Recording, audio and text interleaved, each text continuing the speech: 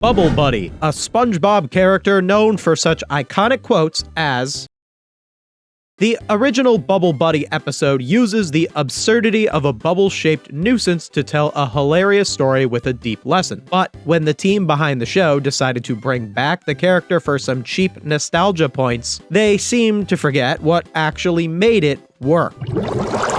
Chapter 1.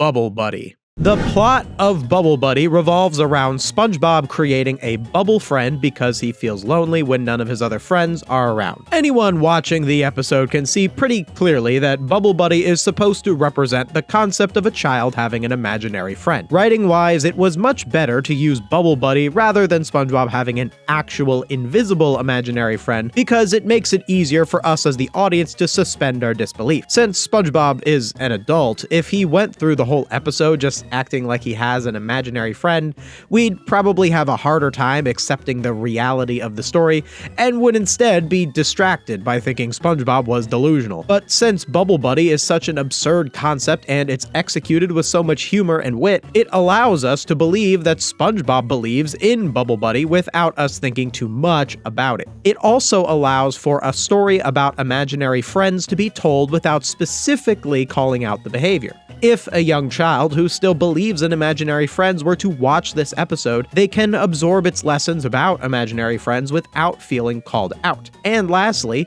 Bubble Buddy being a physical object gives stakes to the episode, since Bubble Buddy can be popped, which gives more weight to the narrative. The opening of the episode does a good job of communicating to the audience what kind of person SpongeBob is and how he ended up feeling lonely enough to create Bubble Buddy. The episode accomplishes this with SpongeBob celebrating Leif Erikson Day, which, while that is a real holiday, isn't exactly something an average person would get so excited about. The Leif Erikson Day plot point accomplishes one of the most important elements of SpongeBob's character, his childlike mentality. In episodes like this one, where SpongeBob's character arc revolves specifically around something that a child would experience, the success of that episode lies in how well the writers succeed in the balance of making SpongeBob feel childlike without making him feel like, well, a child. The strategy that Bubble Buddy went with was Leif Erikson Day. While the episode doesn't spell out the connection between treating every day like a holiday and the way some wide-eyed children look at the world through sunny, optimistic eyes,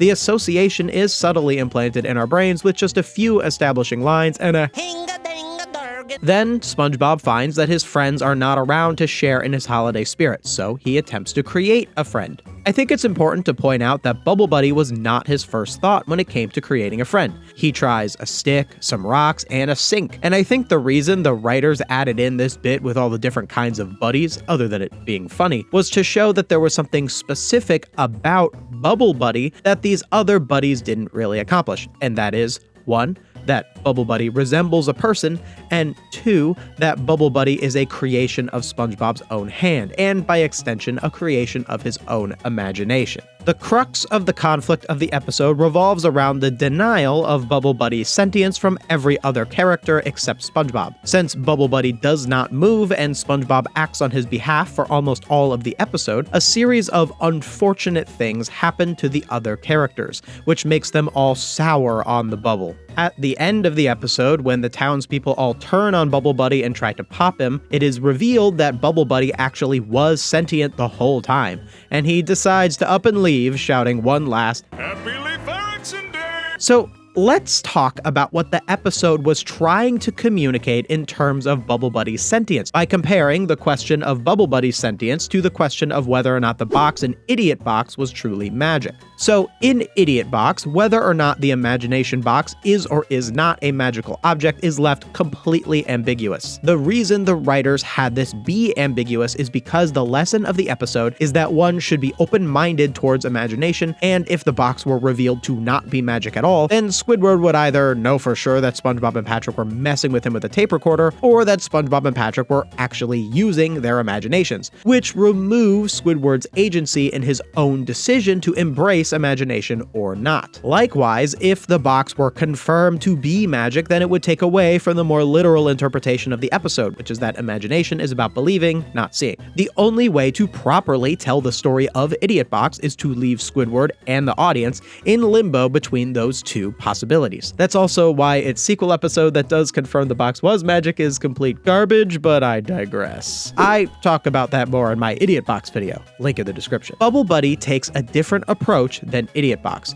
Instead of leaving Bubble Buddy's sentience up for debate, the narrative actually tricks you into believing that Bubble Buddy is not sentient until the very end of the episode, where it confirms to you that he actually was the whole time. The reason that the episode does this is in order to teach the episode's lesson, which is that it's normal and healthy to have an imaginary friend. And it teaches this lesson both to kids who may have an imaginary friend and older people who may judge a kid for having one. By making us, as the audience, believe that Bubble Buddy is not sentient for most of the episode, it puts us in the mindset of an older person who judges a younger person with an imaginary friend. It makes us almost side with the townspeople who wanted to pop the bubble, if not for the fact that we see how much SpongeBob cares for Bubble Buddy. The reveal of Bubble Buddy's sentience takes place after SpongeBob makes this plea with the townspeople, and while the townspeople reject this plea, the audience most likely didn't, and Bubble Buddy's revealed sentience is a way of showing the audience that an imaginary friend is in fact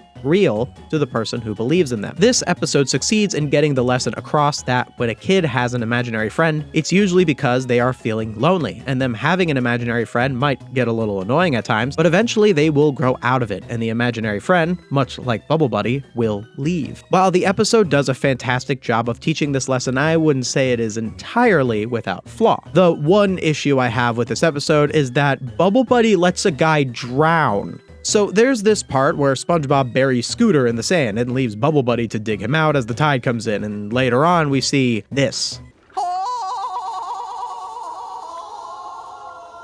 So this moment's pretty funny, but I think it might be an example of the writers prioritizing funny over story. So before Bubble Buddy's sentience is revealed, every other thing that Bubble Buddy does or doesn't do has some kind of plausible deniability as to how it makes sense in the context of Bubble Buddy being sentient, despite the episode in that moment trying to convince you he's not. Like the moment in the Krusty Krab when SpongeBob makes all the different dietary requests seems at first like it's just SpongeBob's active imagination, but in the context of Bubble Buddy being real, we can just assume that Bubble Buddy is actually that picky. Or the moment where Bubble Buddy is in the bathroom for so long that an hours-long line forms in the context of us thinking Bubble Buddy isn't real, just means that a non-sentient object took up space for all that time. But upon learning that Bubble Buddy was real, we can just assume he took a while in there. I mean, did you see how many Krabby Patties he ate? What I'm trying to say is that these moments, and many others, all make sense in the context of Bubble Buddy not being real and the context of him being real.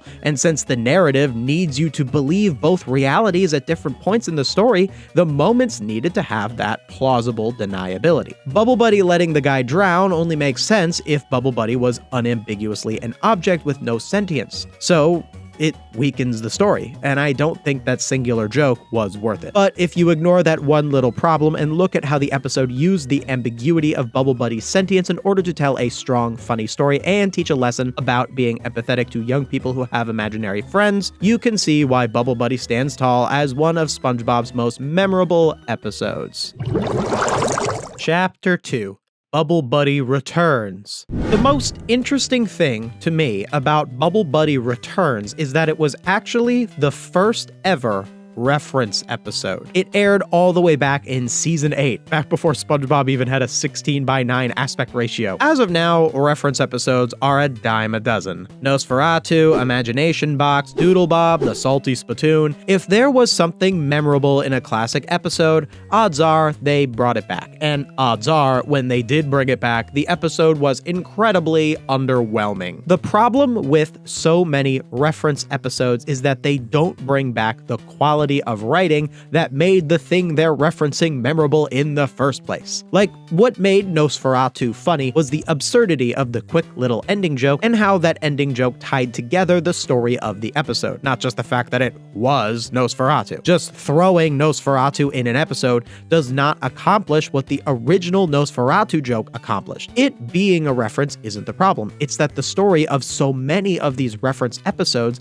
offer so little that the reference doesn't do anything anything other than be a reference. One example of a good reference episode is Salty Sponge, which brought back the Salty Spittoon, because that episode actually told a meaningful story using the Salty Spittoon, and even expanded the Salty Spittoon by showing us the inside. This episode earned its place as a solid episode on its own, and the fact that it references the location from the classic era only enhances its already well-written story. So with all this in mind, where does Bubble Buddy Returns fit into all of this? So despite the name of the episode, Bubble Buddy himself is actually featured quite little, and the episode instead focuses on Bubble Buddy's son, Shiny, who SpongeBob is tasked with looking after for the day. The conflict revolves around two things: Shiny wreaking havoc and destroying things, and SpongeBob worrying that Shiny will pop if he comes into contact with something sharp. This episode has a lot of problems, but chief among them is the fact that this episode does not even try to make the audience care whether or not Shiny pops, even though that's like the main conflict. The episode instead just takes for granted that we should care about Shiny just because he exists. Now look, that might sound a little harsh. I mean, of course this kid shouldn't pop. He's alive, ain't he? Well, yes and no. Yes, as in the narrative tells me he's alive, but no in the sense that this is a fictional character. See, if in our daily lives we see that another person is in trouble, like for example, a little kid crying lost in a grocery store, we don't need to know anything else about this person in order to care about their safety. They're a person. So you might be thinking that Shiny is the same, right? The narrative tells me this is a person, so I should care about his safety. But there's a major difference here. Shiny isn't real, while the hypothetical lost kid is. And because Shiny isn't real, the narrative has to put in the work to make me feel like he is real so that I would care about him. A good example of SpongeBob doing this is Sandy, SpongeBob, and the Worm, which revolves around the safety of the people of Bikini Bottom who are under attack by the Alaskan bullworm. In one of the early scenes in the Krusty Krab, we are shown the townspeople scrambling to find a solution to this problem. We're given little glimpses into their fears, their personalities, moments of humor like the kids being happy the worm took their homework, or this guy who... Do I need to say it? The little moments in this Krusty Krab scene make us feel like this is a real community dealing with a problem, and because the narrative made us feel like they were real, we are now invested in the stopping of the worm. Now imagine if this episode didn't show the townspeople at all, or if it just showed a bunch of blank faces. Would we really care as much about them? That's the crux of the issue with Shiny. The episode doesn't make any effort to make us feel like he's a real person, nor does it make any effort to show us anything about him that would make us care if he gets popped. This is especially not helped by the fact that he literally has no face and makes absolutely no expressions throughout the episode, but even if he did, the episode would still have needed to do the work in making us feel like we were watching an actual relatable person. Like, Shiny is supposed to be a troubled kid who's breaking stuff, getting into danger. Why not show us some of that? Why not give him a bit more personality within this troubled nature? The most he ever does, as far as expressions go, is right at the very end when he blows a raspberry at SpongeBob. But by this point, all the moments we were supposed to care about him have passed. The episode also doesn't play around with the question of Bubble's sentience, which makes sense because the original Bubble Buddy episode confirmed the sentience of Bubble people. However, the loss of the sentience question makes this episode completely lose what Bubble Buddy represented in the original episode. In fact, this episode isn't about imaginary friends at all. Its relationship to the original Bubble Buddy episode begins and ends with the fact that there is a bubble person, and for that reason, I question if Bubble Buddy even should have had a sequel. At the end of the original Bubble Buddy episode, we learn that Bubble Buddy is sentient. Less than a minute later, the episode is over. This means that before this episode, the idea of a sentient bubble person only existed for about 45 seconds, which is just enough time for it to tell the story it needs to tell, but not so much time that we start to question logistics. It's the same problem Nosferatu had. You have this absurd thing exist for less than a minute, and the fact that it is absurd adds to the humor of the situation. The fact that there are all these unanswered questions about Bubble Buddy is what makes the ending so interesting. But now there's a whole episode dealing with a sentient bubble, so these once unanswerable questions are now asking for an answer, which the narrative is unable to provide, which leaves everything feeling unsatisfying and clunky. To give the episode some credit, it did try to use the whole bubble thing as a representation of the fragility of children, and use this added fragility as a way of raising the episode's stakes. This would have worked better had they made us care about Shiny, but the episode did have a story and did teach a lesson about the difficulty of caring for children. It just was a lot less entertaining because it lacked these other important qualities. So Bubble Buddy Returns embodies the worst of the SpongeBob reference episode, as it brings back something from a previous episode and does little with it. While modern SpongeBob episodes still have this problem when they do reference episodes, there's one other problem with this episode that is very this era of SpongeBob. This is a torture episode. So during around the season 4 to 8-ish era of SpongeBob, which I would call middle SpongeBob, not quite classic, not quite modern, they had this one particular kind of writing style that was a major contributor to many of its lower quality episodes: undeserved torture. Security system takes control of Squidward's house and begins attacking the city. So in a story, when something bad happens to a character, that bad thing usually has to be in some way earned by that character, and the mistakes that character made in order to get into that situation and the bad thing that happens to them should be a reflection of that character's character flaw and the overall lesson the narrative is trying to teach. Undeserved torture is when bad stuff just kinda happens to a character for no other reason than having something fill the time. While Squidward and Mr. Krabs have their property destroyed by Shiny, the one who bears the brunt of the torture of this episode is SpongeBob himself. And while it does slightly work with communicating the message of the difficulty of caring for kids, since SpongeBob doesn't have any notable character flaw that he needs to overcome that brought on these negative consequences, it all falls flat as undeserved torture. Chapter 3: Bubble Town. Okay, so remember what I said about how making a whole episode with a sentient bubble makes us ask too many unanswerable questions and messes up the narrative? However bad that was with the addition of one more bubble character is made 1,000 times worse with the concept of Bubble Town. Look, I guess the fact that Bubble Buddy leaves in a bubble cab could have already implied the existence of some kind of Bubble Town and other bubble people, but there's a difference between going, yeah, maybe that might be where Bubble Buddy went, and outright making a whole episode about a town made out of bubbles. This episode is the embodiment of taking a small concept too far. It's like, I get it, they're people, but they're bubbles. The episode has absolutely nothing to say other than, what if bubble people in Bubble Town? So whenever I talk about a supernatural element of a story, I like to point out that when you have something supernatural in your story, it will always represent something real. The example I like to use is the witch in Hansel and Gretel.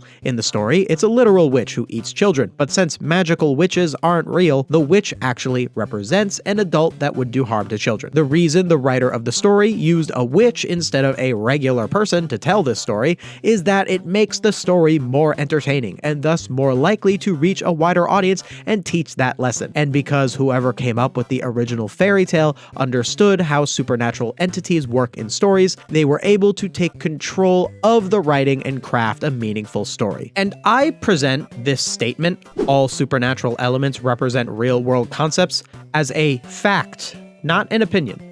Since it is impossible to create a concept such as the concept of time, power, danger, etc., but it is possible to create an idea of a thing, like a dragon, monster, bubble person, etc., anything that you create for a story will always be tied to some kind of real concept. This is an irrefutable fact of storytelling. In the case of Bubble Town, since the writers didn't really care about anything other than town made of bubbles, everything just defaults to an otherwise normal town that's just fragile because it's easy to pop. And that's kind of the whole story. We see Bubble Town. SpongeBob pops a bunch of it. He goes to jail. Mr. Krabs pops the rest of Bubble Town to break SpongeBob out. And then Bubble Buddy shows up with a big thing of bubble soap, and then everything is fine. So the bubble people, they represent fragility, okay, but they just come back because of bubble soap, so what are you trying to say? If you accidentally destroy stuff, everything will be fine anyway? Well, that's not a very good lesson at all. When you destroy stuff, it's actually usually pretty permanent. See how much of the story just ends up being a mess when the writers don't actually think these things through? And I know what some of you media illiterate troglodytes are gonna say to this, because I get these comments on all of my videos. It's just a kid's show. SpongeBob isn't supposed to teach lessons. Oh, it's just fun. I've heard it all. And I think that in comparing Bubble Town to Bubble Buddy, we can see how misguided comments like this are. The original Bubble Buddy episode actually had something to say. It had something to teach. And That is the social function of the arts. It's meant to entertain, yes, but it's also meant to broaden perspectives, express ideas, and teach lessons. A good piece of art is meant to have both entertainment and depth. If it lacks either, it has failed as a piece of art. We are quick to accept that if something is not entertaining, it's failed. So why do we not treat shallow works as failures as well? The more shallow works are out there in the world diluting more deep and meaningful works, the less empathetic and thoughtful the entire population becomes. And this is becoming more of a problem with established IPs getting by on brand recognition, algorithmic engagement bait entertainment, and, of course, generative AI. And if you are someone who disagrees with me that every piece of narrative media should have a theme and lesson, then you have to argue against the social good of having a more thoughtful and empathetic population, or provide a counter-argument of the social bad that would come from having this sort of expectation for our stories. It's a kid's show, bro, isn't actually an argument for anything. Bubble Buddy, Bubble Buddy Returns, and Bubble Town represent an interesting spectrum of how we can look at this philosophy. In the middle, you have Bubble Buddy, which provides both entertainment and a lesson. On the left, we have Bubble Buddy Returns, which provides a lesson but little entertainment. And then on the right, we have Bubble Town, which provides mediocre entertainment but no lesson. Notice how the episodes that are completely lacking in one are weaker in the other department? Don't you think it's a bit telling that the strongest episode of the three is the one that has both qualities? See, even if you don't subscribe to all that social good stuff I talked about earlier, which if you don't, what's wrong with you? You should at least understand that not only does having themes and lessons in your narrative take away nothing from it being entertaining, but it actually adds to the entertainment. Hey, thank you so much for watching. If you like what I'm doing here, please consider supporting my Patreon or becoming a channel member. Also, check out my gaming channel, where I just put out a video about Battle for Bikini Bottom GBA. Man, that game